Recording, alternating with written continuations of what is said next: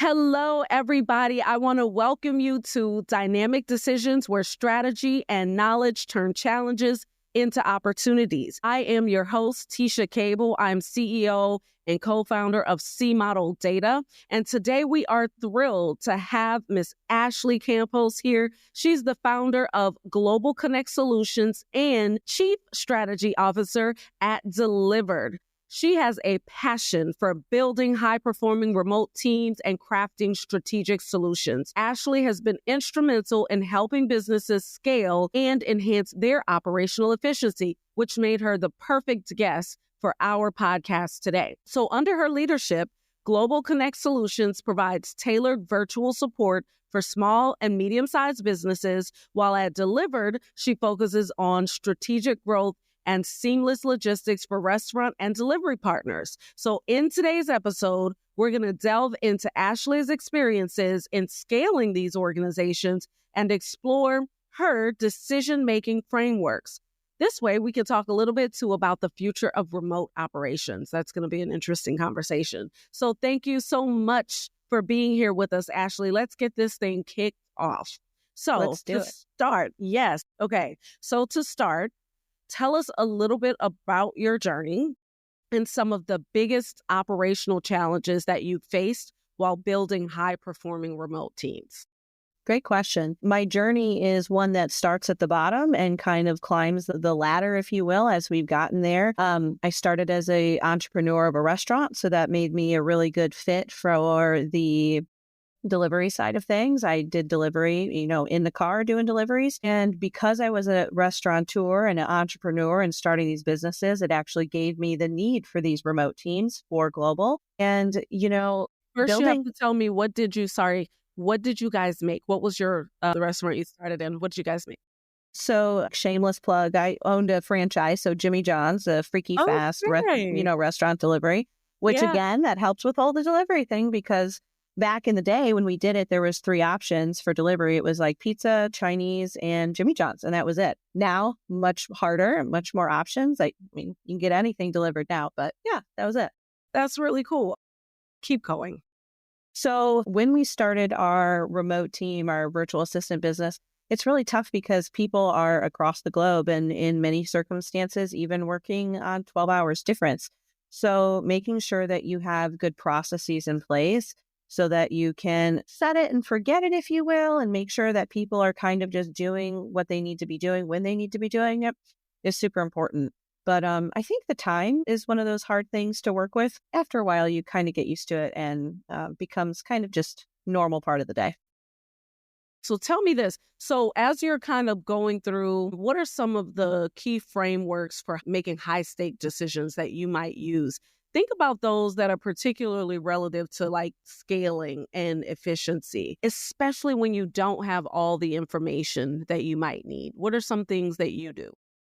Yeah, so I think always just looking at the data first is so important, and whatever data that you have available to you, and you can research that. And I think going in, and I'm a little, I don't know, some people call me impulsive. So I like to see it. And then I like to try it, and then I like to test it and like reconfigure things if needed. I'm not one, I feel like you have people on 2 sides of the scale, right? Like, do you want to look at the data and analyze? I'm like, let's analyze it real quick. Let's make a decision and then change something up if needed. So and that's hard, I think, at high level decisions, because sometimes those can have big impacts, but I don't want to be paralyzed either in like data analysis. What I really appreciate about what you just said is that it leads to like why you need to be able to test and iterate, right? You test and iterate. What are some of the ways that you go about doing that? Be as specific as possible to maybe help someone who's listening out and thinking about ways to test and iterate, or types of decisions that you test and iterate on sometimes. Yeah, so I think one of the big things, if we're talking about, I guess on like one side of the foot, if we're talking about the virtual assistant business, one things that we need to test is how many people that we need, kind of available for people to use. So it's just looking into scheduling specifically and kind of measuring time and getting averages of how long tasks take, different tasks that different people might need assistance to do, which is difficult because how you do a task might not be the same way I do a task, and it might take someone a few minutes to do it for me and maybe a little bit longer for you, or vice versa. So I think looking at that on the delivery side, on the delivered side, I think it's a little bit more easy because we have a lot of data. So we're really concerned with, say, on-time percentages. How often is that driver getting to that restaurant exactly on time? Because kind of 5 minutes too early or maybe even 5 minutes too late can make the difference. So it's looking at the decisions that we're making and then going back and saying, once we made this change, what other factors could have configured or could have made an impact on it? Could there have been weather during that time period that we were testing? Could there have been a parade in the city that we don't live in that we might not have known about that could have impacted it? So kind of just making sure that we're getting the full picture after we've made a test and then asking a couple more why questions to really drill down on to get if we need to change again or if it was just a fluke. So do you find that as you're doing that with your teams, that it's harder to do that in a team scenario? We've got multiple people who need to understand all of the parts and pieces. What kinds of frameworks do you guys have that help you to navigate that as a team, that process of testing and iterating, navigating what some of the things that we may need to think about are? How do you actually use frameworks to help you through that process? So I think that, we used to, up until maybe a year ago or so, used to use a lot, just like a simple Excel sheet, right? And some pivot tables, nothing that I could do. So that actually made it harder because I couldn't do and navigate the information myself or like change the information myself. But using some of the tools that are out there to really put that information in digestible ways that people can understand it and see it. I'm a visual person, so charts are great, graphs are great, those types of things. And then we just kind of get together, kick it around and see who's pointing out outliers. There are some people on our team that are more data driven, and they tend to have maybe a deeper analysis. And then kind of just, I'm more of a high level, like maybe it's this on a high level perspective. So this idea of the team and some that are data driven and some that think other ways is an interesting one because it makes me think about how you actually align. How do you guys actually align yourselves? What's the process that you go through to say, now we agree that we're on the same page? I think we kind of define the goal first. We really want to see what that goal is. And then there's definitely some, I'm not going to say arguments, but I'm going to say discussions behind it, because I think that data is great, but there's also that human touch that comes in. And then we just try it again. And we kind of align through discussions and kind of figure out what are the trade-offs of doing it one way versus doing it the other way. And then make sure that we're all going towards the same goal, which most of the time we are. But I think in decision making, having that clearly defined goal that everybody really knows what that is sometimes the hardest part, because sometimes you and I may be marching towards the same general direction, but not towards the same point, and it skews things. So as long as you can all go towards that same point, then I think that's much better. Yeah, no, super important. And then when you think about at the end of all of that, so let's say everyone's marched and we've gotten to an outcome. How do you actually track the outcomes of your major decisions? How do you know? Are there some metrics? Maybe give me some of the key metrics that you guys look at in order to really reveal if you've had operational success. Yeah, so I think as far as delivered is concerned, some of the KPIs that we look at are like our success rate. How often are we able to get the order delivered, which we have a very high success rate. So that's very important to us. Like I said, the on-time percentage is super important. When you're hungry, you need that food, or when you have that big catering set up for your boss, you need that there when you need it. And then for us, we really focus on making sure that we have the right driver for the right order. So we kind of make sure that after we're reviewing it, that we have the right tags, is what we would tag drivers. So they have the right amount of equipment. They have the right type of vehicle, whether it's a large vehicle or small vehicle based on the size of the order, and how far that driver was from maybe the pickup location or the drop-off location, to make sure that all works well, and that maybe could we have done something to tweak it to make it a little better or not? So thinking, kind of staying along the same lines, specifically around delivered, what's some of the impact on decisions that you guys have for your customers? So what major decision are your customers trying to make that make them call delivered as opposed to anyone else? Well, I think the rest so we have a couple different customers, which makes it a little difficult. We have the restaurants as a customer, and then we have the partners who work on the drivers who work on the delivered app. They're a customer too. So as far as a restaurant is concerned, the decision they're trying to make is which delivery company can I work with that'll get the food to them in the right way and as an extension of their brand. They work so hard to get the food out there on the table. And you don't just want it like dumped in the street and then it doesn't look good and it doesn't represent their brand well. So they're definitely trying to make sure they have the right delivery partner, or they had to do it internally. And what are the cost trade-offs for that? And as far as our drivers that are on the delivered app, the drivers on the delivered app need to make the decision of where they're going to probably make the most money and be most efficient with their time. They're all independent contractors, so they need to do and make decisions that are best for their individual businesses. I think my point there is that a lot of times, no matter what it is that we're doing, right, our customers are making decisions that lead them down our path. And each one of those decisions are weighted against some set of criteria. And then we're making, as business leaders, we're constantly making decisions about how to grow and do the next Absolutely. thing. So when we talk to customers, it should be, like you just did, in the context of the problems that they're trying to actually solve around Yes. their problems. Okay. So let's keep going. Let's talk a little bit about how do you keep institutional knowledge from getting lost, especially as the organization you're in is growing rapidly. How do you make sure that, and then you know what might be cool, actually, I'm going to backtrack. Let's ask this question through the lens of remote teams. So let's talk about remote teams a little bit here. How do you prevent institutional knowledge from getting lost while you're growing, especially in a remote team environment? That's a hard one. And I will tell you that we probably don't have all the answers, because I know some of our institutional knowledge gets lost for sure. But we use different softwares currently for kind of, we like this software that we use. It's called Guru. And it's basically a little mini Wikipedia that we can embed in our Slack channels, or we can embed in other places that we use it and ask questions. And we create all of our, I want to say SOPs, but I like to say like standard operating guidelines for things that'll keep all of that documented. And then anybody can just kind of query it with a question and it'll spit back the knowledge.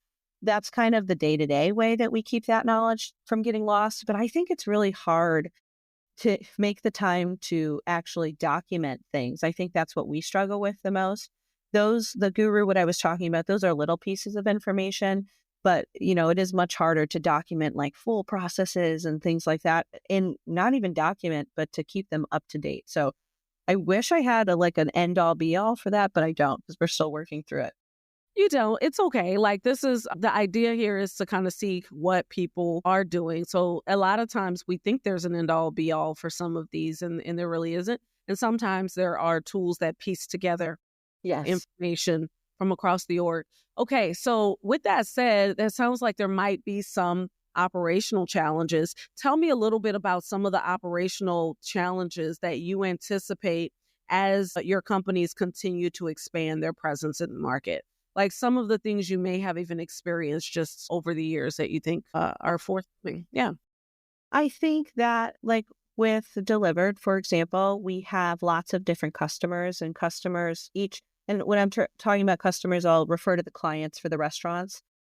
We have lots of different restaurants that we work with, and those restaurants have different ways that they would like things done. So standardizing how we do things along the way has been instrumental, and we're still working on it. We're probably only halfway there of what we can do to standardize. Standardizing how we operate, I think, makes it a lot easier, but still leaving little tweaks and little availability for customizations, because that's super important to us too.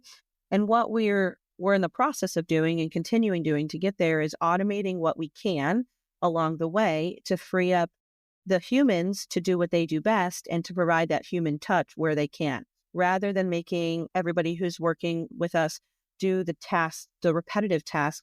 Let's automate all that, and let's bring it in when you need someone to make a decision or to do that extra special thing. They're available and they have the brain power or the brain space even to do it. And they're not just trying to crash the keyboard to get something else done that might not be important or high value.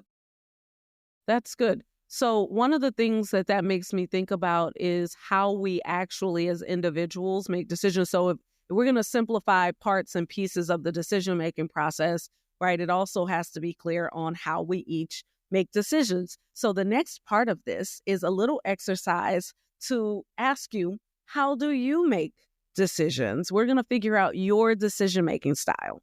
And the way we're going to do it is I'm going to ask some questions. And you're going to tell me, of these questions that I ask, which of them best reflects your style? Which of these would be the question you would ask? And then I'm going to tell you the persona name of that. Okay. I like this. So here are the 4 questions. The first one is, how does this new strategy reflect our values and customer relationships? So I forgot to lay this groundwork. Imagine there's a strategy that you guys are developing and you're in the process of meeting with the team to figure out how we're going to bring the strategy to life. What's the best next course of action? And so this is now the questions. All right. How does this new strategy reflect our values and our customer relationships? That's one question. What trends from past experience can guide our current strategy? Okay. The next one is, what lessons from previous strategies should we repeat or avoid? And then the next one is, what data supports our new strategic direction? Which of those best reflects the question you'd ask? That's a hard one. I feel like I'm a little bit of each of them. I think I would go with the third one about lessons from the past and like looking forward. That's good. That's going to make you a planner. So the good news is your first response is the right one. We believe that you should be a balanced decision maker. There should be a little bit of each one of them. The first one represents a feeler, right? These are going to be where most of your gut instincts come from. I don't dismiss gut because gut tends to reflect experience, right? The second one is you're a planner, actually. What trends from the past experiences is going to guide our next one? I'm sorry. The third one, the one you are, is actually a counter. You're going to count, right? What did we learn here? What happened here? What should we repeat and avoid? And then the very last one is considered data-driven. But the balance is in them all, right? You never want to just be. So that is awesome. So you, with that last one in mind, based on this idea of I'm looking out, I'm planning and counting around, or actually with your balanced perspective, can you tell me the top decision that business leaders in your industry are going to be forced to make in the next 3 months? And this is just an exercise for fun. No one get beside yourselves. It's thoughts and opinions from leaders who are really doing the work. So tell me what you think. What's the top decision in your industry in the next 3? That's a good question. There's so many questions that I could put towards that. The top decision, I think, in the delivery industry, and I'm going to speak from a restaurant's perspective in the next 3 months, is what software am I going to use? What stack am I going to use to power my restaurant? There are restaurants, man, they get beat up with all types of people coming at them with all different types of things. And as a restaurateur and former restaurateur, it's very difficult to make sure that you can pick what works for your business, what you need and what you don't need. And I would think that that would be one of the top things that they need to be worried about or thinking about. And what are some of the challenges that they might face in making that decision? Abundance, I would say, abundance of choice. Almost. And a lot of the software for the restaurant industry overlaps in different ways. And it depends on what you're looking for of what software is going to do that thing best. So you kind of need to choose what's the main problem that you're trying to solve and which software solves that main problem best. Because a lot of these softwares do a lot of different things, but some may be better at some things than others, or some may look slicker with the UI or the UX than others. So just really reflecting on what's the main problem and how does it work with my current systems. That's the other thing. A lot of these systems don't work well with other things. So then you get all these pieces of technology in there. They don't talk to each other. And then going to the decision-making piece, it makes future decision-making even harder because you're not able to pull the data from the system and that system and kind of put it together to have good decision-making power. So you guys heard it from Ashley here. If you are in the restaurant space and you are forced with a decision or you are trying to make a decision about what software, you have a couple of things to think about. What is the main problem that you're trying to solve, and how interoperable is the technology that you're choosing. That means, how does it match with the existing stack that you currently have? Thank you so much. Would you tell our audience where they can find out more about the work you do, both companies, and also give them some contact information? Let's start there. Yeah, sure. So Delivered, you could reach at delivered.io. If you're a restaurant looking to get delivery partners or partnerships, at delivered.io. And then for Global Connect, you could check out our website at gcshelps.com. Fantastic. Thank you so much for joining us. We thank you, everybody, for listening, and we appreciate you, and we'll look for you next time. Thanks so much. Thank you.